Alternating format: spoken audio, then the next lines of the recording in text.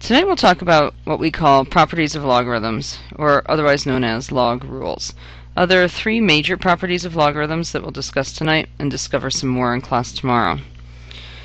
The first property says, if I have the logarithm to any base of two numbers being multiplied, let's say m times n, well, I change that to log of that base of the first number m plus log of that base to the second number n. This is called expanding. Okay.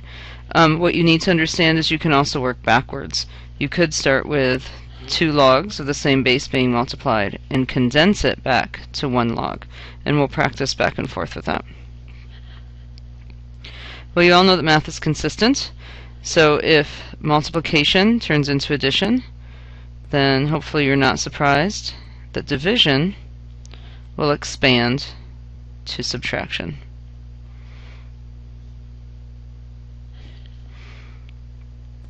The third rule you need to know is that the logarithm of any base to a number raised to an exponent. What we do there is this exponent swings down front and turns into a multiplication problem. So this would become c times the log base b of m. And those are the three rules you need to know. For now, you need to just know how to use them with a lot of variables. Later on we'll use them a lot. They become handy later on after we've practiced them for a while when we're solving different equations with logarithms in them. Okay, so let's do two examples. First we want to expand log base 7 of 5 root x. Well, you first need to recognize that the square root of x means x to the 1/2. So we have log base 7 of 5 times x to the 1/2. Now I have log to a base of two numbers being multiplied.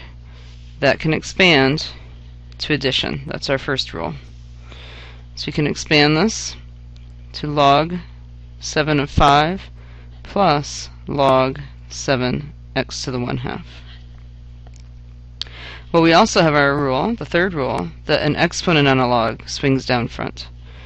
So the final answer, the final expansion, would be log 7/5 plus 1/2 times log 7x. And you don't need those parentheses there, but they can't hurt.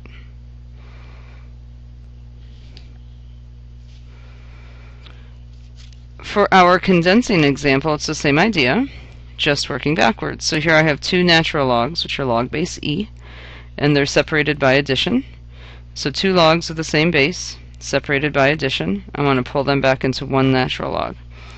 So I also notice there are numbers out front of each. So those numbers must have come from an exponent, so I put it back up top.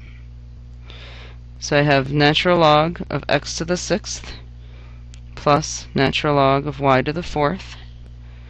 And then I want to condense into one logarithm. I still have two. Addition came from multiplication, so this is the natural log of x to the 6th, y to the 4th.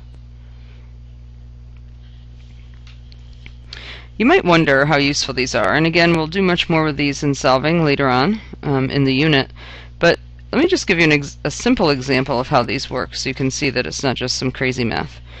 Let's say I ask you to evaluate log base 3 of 81 without a calculator, which I absolutely will do. You need to know your exponent rules and how to evaluate basic logs. But let's say for a minute you forget. You cannot remember the exponent on 3 that gives you 81. Well, you could rewrite it. You know that 81 is 9 times 9. We have multiplication, so we can expand that into addition. So this is the exponent on 3 that gives me 9 plus the exponent on 3 that gives me 9. And well, the exponent on 3 that gives me 9 is 2, plus the exponent on 3 that gives me 9 is 2.